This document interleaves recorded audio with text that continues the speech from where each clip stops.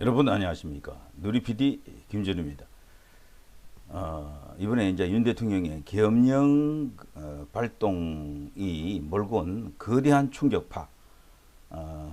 사실 이제 야권 그리고 이제 이 윤 대통령에게 비교적 우호적이지 않은 보수 언론들까지도 지금 뒤집어졌습니다.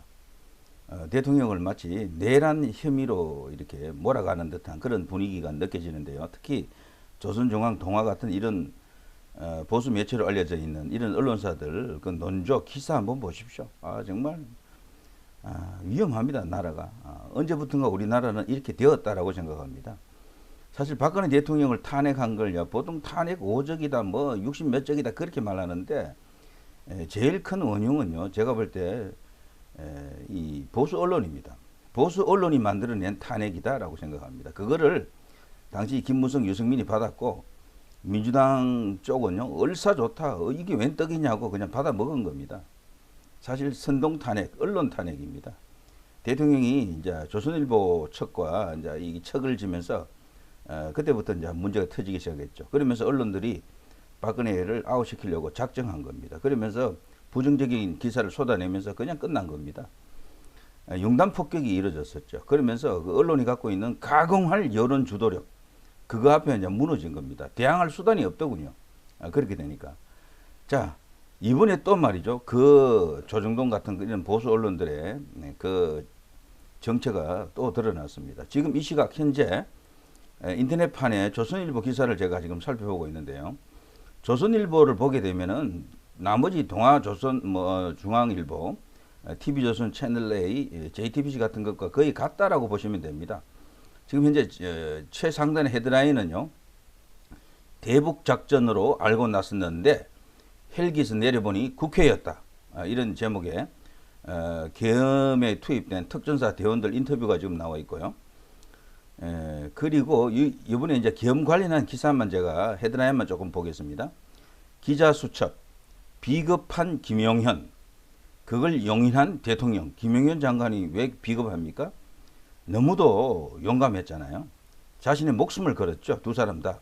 대통령도 김용현 장관도 두 분 다 이번에 대한민국이라고 하는 구국의 재단에 스스로의 목숨을 바쳤다라고 생각합니다.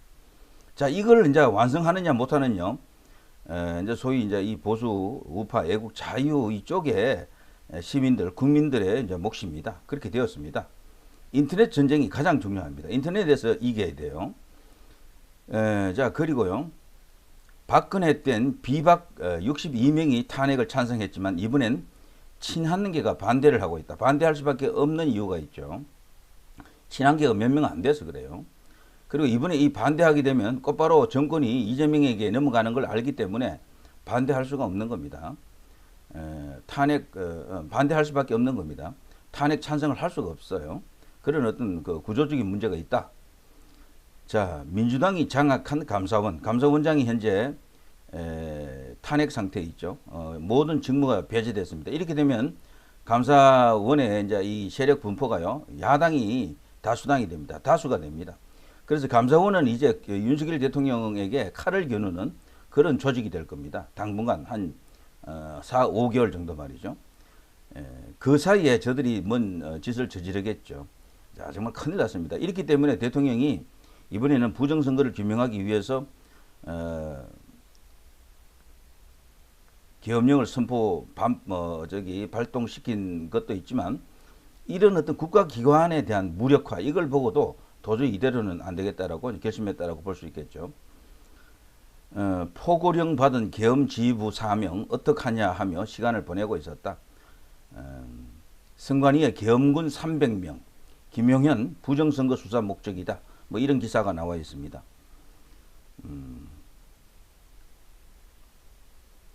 헌법학자들, 야당 견제에 위한 계엄이다.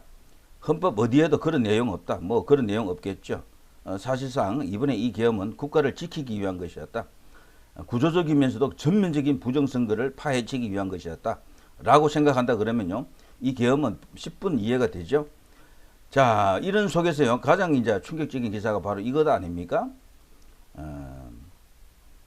김용현 장관 이 건의했고요. 대통령이 전격적으로 그걸 수용했습니다. 선관위의 계엄군 300명, 김용현 부정선거 수사 목적이다라는 이 기사입니다.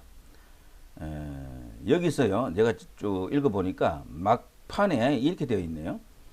김용빈 선관위 사무총장은 이날 국회 행정안전위원회에 참석해서 3일 밤 10시 24분 대통령이 비상계엄을 선포한 후 10시 30분 계엄군 10여 명이 중앙선관위 청사 내에 투입됐다. 4일 0시 30분 계엄군 100여 명이 추가로 청사에 투입됐다. 계엄군은 야간 당직자 등 5명의 휴대전화를 압수하고 행동 감시와 출입 통제를 했다. 이날 중앙선관위 청사에는 경찰 병력 100여 명도 투입됐다. 조지호 경찰청장은 이날 군 방첩사령관 전화를 받고 선관위에 경찰 인력을 투입했다. 자, 계엄군은 수원 선거연수원과 서울 관악청사에도 각각 130여 명, 50명 가량 출동한 것으로 알려졌다. 다만 두 곳에서는 청사에 진입하지 않았다. 선관위에 투입된 계엄군은 총 300여 명으로 세 곳 다 합쳐서 300여 명입니다. 국회 격리에 들어온 계엄군 280명보다 더 많았다. 이에 대해 김용빈 선관위 사무총장은 계엄군이 왜 선관위에 진입했는지는 그 이유를 정확히 모르겠다. 선관위는 계엄법 대상이 안 된다고 생각한다. 계엄이 이뤄진다고 해서 선관위 업무를 이관해야 할 필요가 없다고 생각한다. 김영은 전 장관은 계엄군의 선관위 출동을 지시한 이유에 대해 많은 국민이 부정선거 의혹을 제기함에 따라 향후 수사 여부를 판단하기 위해 시스템과 시설 확보가 필요하다고 판단했다. 이를 확보하는 과정에서 국회의 계엄 해제 요구 결의가 있어 철수한 것이다. 보수 일각에서 제기되는 선관위 부정선거론 진위를 확인하기 위한 조치였다는 뜻이다. 그동안 일부 보수단체와 유튜브들은 4.10 총선의 부정선거를 주장하면서 선관위 수사를 촉구했었다. 실제로 계엄군은 중앙선관위 청사 정보관리국 사무실에도 진입했다. 이곳은 개인정보와 선거정보 관련 데이터 서버를 관리하는데 계엄군은 이곳에 진입하고도 별다른 행동을 하지 않은 것으로 알려졌다. 김용빈 선관위 사무총장은 반출된 물품이 있는지에 대해서는 없다라고 했다. 군이 완전히 철수한 뒤 전산 로그 기록도 확인했을 때에도 피해는 없었다. 민주당은 유튜버들 주장을 확인하기 위해 계엄령을 선포한 것인가 라며 심각한 헌정 질서에 대한 도전이고 이런 대통령이 자리를 유지한다는 것은 국가를 위태롭게 만드는 일이다. 이렇게 지금 떠들고 있습니다. 자, 이 내용만 보게 되면요. 자료 확보에 실패한 것처럼 보일 수도 있겠어요. 그런데 이게 다가 아닐 것 같습니다. 저는 지금 인터넷 커뮤니티에 돌고 있는 사진에 보면 계엄군이 뭔가를 들고 나오는 사진도 있습니다.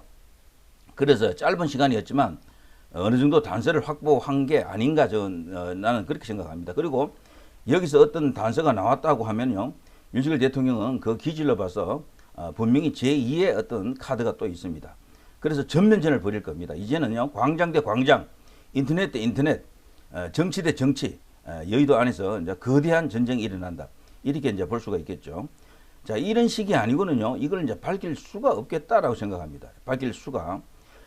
그동안 우리나라에서 말이죠. 여론 주도력 하면은 조중동이 가장 셉니다. TV조선 채널A, JTBC까지 포함해서 하는 말인데요. 이들이 갖고 있는 막강한 여론 주도력, 이것 때문에 지금 꼼짝을 못 하거든요. 정치권도 이들 눈치를 보고 있는 겁니다. 제가 볼 때 한동훈도요, 이들 뜻대로 지금 움직이고 있어요. 조중동 위에서 놀아나는 꼭두각시다라고 생각합니다. 저는 조중동의 뜻대로 움직이더라고. 계속 보면은 조중동이 원하지 않는 방향으로는 절대 안 가요. 이제 이걸 보면 한동훈의 길이 보입니다. 윤석열 대통령은 어떠냐? 조중동과 관계가 안 좋아요. 제가 볼 때. 지금까지 조중동 관련한 사주들과 만난 적도 없는 것 같고, 거기에 편집국장이라든가 뭐 중요한 어떤 데스크들과 만나서 식사를 했다거나 이런 어떤 뉴스가 없어요. 그리고 기본적으로 처음부터도 이 언론 관리를 잘 안 했던 것 같아요. 그런 것은 그냥 자유방임 상태로 놔둔 것 같습니다. 자, 이게 이제 좋은 일일 수도 있지만 어떻게 보면 정권 유지하는 데는 굉장히 마이너스 요인이 될 수도 있겠죠. 그럼에도 불구하고 윤 대통령은 올곧은 길을 가겠다라는 그런 의지 같아요. 누군가 가야 할 길이라면 내가 가겠다. 누군가 해야 할 일이라면 내가 하겠다라는 스타일입니다. 그래서 이번에 드디어 칼을 뺐다. 계엄령이 목표가 아니에요. 선관위를 수사하는 겁니다. 거기에 있는 중요한 단서를 찾아가지고 하나라도 나오면은 제대로 된 물적 증거가 하나라도 잡히게 되면은 정황 증거도 좋습니다. 대통령은 분명히 제2의 계엄령도 선포할 수 있는 인물입니다. 그때는 진짜 진검승부를 할 수도 있겠죠. 계엄령이 아니라도요, 대국민 선언을 통해서 직접적으로 대한민국의 부정선거가 존재했다라는 것을 언급하면서 전 국민에게 그 심각성을 이제 알릴 수가 있습니다. 지금 현재요, 이 부정선거에 대해서 완전히 믿는 사람들도 있지만 대체적으로 부정선거 이야기가 저렇게 있는 거 봐서는 뭔가 좀 이상하긴 하다라고 생각하는 사람들이 꽤 많아요. 자, 이런 사람들을 대거 이제 부정선거를 이대로 두면 안 된다라는 그런 거대한 캠페인 안으로, 그 영역 안으로 들어오게 할 수도 있는 일대 이제 분수령이 됩니다. 정말 승부수를 던졌다라고 생각합니다. 자, 조정동 보시면 알겠죠? 동아, 중앙 똑같습니다. 다르지 않습니다. 이들 언론 사설이나 그 오피니언, 그 여론 생산하는 곳 가보십시오. 전부 대통령에 대해서 부정적입니다. 조선일보 오피니언 제가 쭉 보니까요, 탄핵을 오로지 대선 덕실로 따지는 여야의 걱정스러운 행태, 그래도 계속되는 민주당 국회 폭조, 윤 탄핵안 내용도 이해 불가. 탄핵은 반대하는 것 같아요, 조정동이. 다만 동아 같은 경우는 조금 애매합니다. 한동훈 체포조, 전공의 처단, 황당 계엄 속 이상한 행태들. 한동훈 체포조 이것 때문에 한동훈이 벌벌 떨었겠네요. 자, 그 정도로 지금 대통령과 한동훈의 관계는 그야말로 완전 남극과 북극처럼 되어 있다, 이런 생각이 듭니다. 기본적으로 조정동은 절대 이 대통령에 대해서 우호적이지 않습니다. 그렇다고 또 좌파들에 대해서, 민주당에 대해서 우호적인 것은 아니에요. 민주당을 집권케 하려고 하는 것은 아닙니다, 조정동이. 다만 윤석열 대통령보다는 다른 카드를 찾은 거죠, 그들이. 그 다른 카드가 지금으로서는요, 제가 볼 때 한동훈이에요, 한동훈. 과거에는 박근혜 대통령 탄핵할 때는 민주당이 정권을 바치려고 한 건 아니에요. 그 당시에 그들은 박근혜를 아웃시키고 반기문에게 주려고 했어요, 반기문에게. 아니면 반기문 대신에 김무성, 유승민 등등 그런 쪽에서 누군가 나오면은 붙어보면 이길 수도 있지 않겠나, 그런 생각을 했던 것 같아요. 그런데 그것이 의외로 생각대로 안 풀리고 그냥 문재인에게 집권 가버렸죠. 지금도 마찬가지입니다. 그들이요, 대통령을 공격해가지고 이것을 한동훈에게 지금 일단은 맡기려고 하는 겁니다. 권력을 한동훈에게 맡기게 하고 부려먹겠다라는 거죠. 제가 어제부터 가끔 했던 이야기 중에 말이죠, 이 보수의 가장 큰 손은 조정동입니다. 여기가 최대 세력입니다. 지금 같은 시대는 총칼로 싸우는 시대가 아니잖아요. 여론 주도하는 힘, 영향력, 여론이거든, 여론. 여론을 움직이는 힘이 정부 여당이 아무리 난리쳐도 이 조정동을 못 따라가요. 예. 거기다가 더 센 게 네이버 같은 이런 포탈이죠. 근데 네이버 같은 경우는 요즘 자체적으로 편집을 안 하기 때문에 지금은 오히려 조정동의 영향력이 더 세졌다라고 볼 수밖에 없습니다. 지금 이번에 이 사건은요, 이 사태는 대통령을 중심으로 자유우파, 여기 보수가 전체적으로 뭉칠 수 있느냐, 뭉칠 수 있는 기회가 왔다라고 하는 것이고요. 다른 의미에서는 야권과도 싸워야 되지만 조정동하고도 싸워야 됩니다. 보수 언론하고도 정말 물러설 수 없는 한판 전쟁이 벌어졌다라고 생각합니다. 한동훈은 이 조정동 쪽에 가 있어요. 자, 그걸 보시면은 이번에 대통령이 어떤 스탠스를 갖고 있는지, 어떤 생각을 갖고 있는지를 분명히 알 수가 있습니다. 자, 누리 PD 김준희였습니다.